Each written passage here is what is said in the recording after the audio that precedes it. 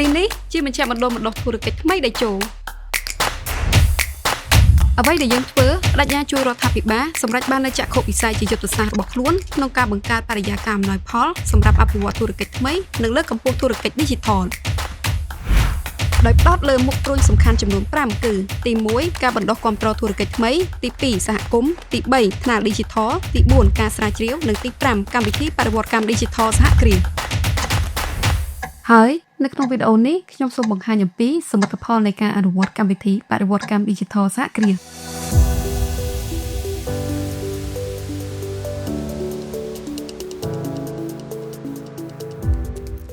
កម្មវិធីបរិវត្តកម្ម Digital សហគ្រាសគឺជាកម្មវិធីមួយក្នុងចំណោមកម្មវិធីគាំទ្រជាច្រើនរបស់រាជរដ្ឋាភិបាលជូនដល់សហគ្រាសក្នុងគោលបំណងពង្រឹងសមត្ថភាព Digital របស់សហគ្រាសគ្រប់កម្រិតឲ្យក្លាយជាភ្នាក់ងារដ៏សកម្មនៅក្នុងសេដ្ឋកិច្ចនិងធុរកិច្ច Digital តាមរយៈការជំរុញការចាប់យកបច្ចេកវិទ្យា Digital មកប្រើប្រាស់នៅក្នុងសកម្មភាពអាជីវកម្មប្រតិបត្តិការធុរកិច្ចនិងជីវភាពរស់នៅប្រចាំថ្ងៃរបស់ប្រជាពលរដ្ឋ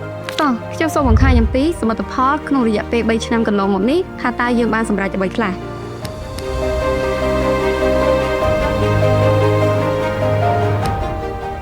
ក្នុងឆ្នាំ2023ក្រុមការងាររៀបចំវគ្គចាប់យក Digital ស្ដីពីការចាប់ផ្ដើមដំណើរបរិវត្តកម្ម Digital សហគ្រាសចំនួនទី1ដែលមានសហគ្រាសចូលរួមដោយផ្ទាល់និងតាមរយៈអនឡាញចំនួន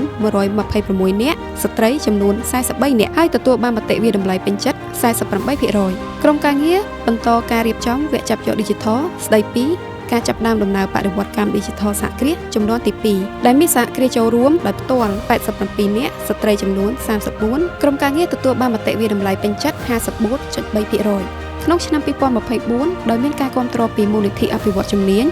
ក្រុមការងារបានរៀបចំវគ្គចាប់យក Digital ស្ដីពីការស្វែងយល់អំពីបរិវត្តកម្ម Digital និងការចាប់ផ្ដើមដំណើរបរិវត្តកម្ម Digital សហគ្រាសចំនួនទី3ដែលមានសហគ្រាសចូលរួមដោយផ្ទាល់ចំនួន94នាក់ស្ត្រីចំនួន52នាក់មតិវាតម្លៃពេញចិត្ត 91.60% បន្ទាប់មកទៀតក្រុមការងារបានរៀបចំវគ្គចាប់យក Digital ស្ដីពីការបណ្ដុះបណ្ដាលជាក់ស្ដែងអំពីផលិតផលនិងសេវា Digital ដែលមានសហគ្រាសចូលរួមដោយផ្ទាល់46នាក់ស្ត្រី20នាក់ឆ្នាំ2024មិនទាន់បញ្ចប់នៅឡើយទេក្រុមការងារបានរៀបចំវគ្គចាប់យក Digital ស្ដីពីការចាប់ផ្ដើមដំណើរបរិវត្តកម្ម Digital សហគ្រាសចំនួនទី4ដែលមានសហគ្រាសចូលរួមតាមរយៈអនឡាញ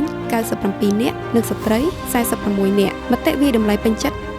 88% ចុងឆ្នាំ2024ក្រុមការងារបានរៀបចំវគ្គចាប់យក Digital ស្ដីពីបរិវត្តកម្ម Digital សម្រាប់សេដ្ឋកិច្ចក្រៅប្រព័ន្ធដោយកិច្ចសហការជាមួយរដ្ឋបាលខណ្ឌទាំង14នៃរាជធានីភ្នំពេញ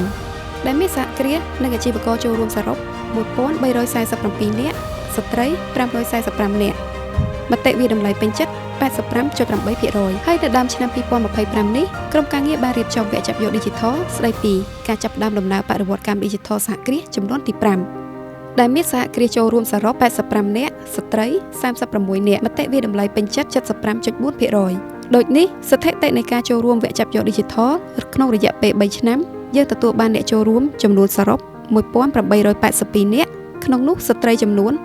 758នាក់ជាចុងក្រោយខ្ញុំសូមអរគុណចំពោះការទស្សនាវីដេអូនេះតាំងពីដើមរហូតដល់ចប់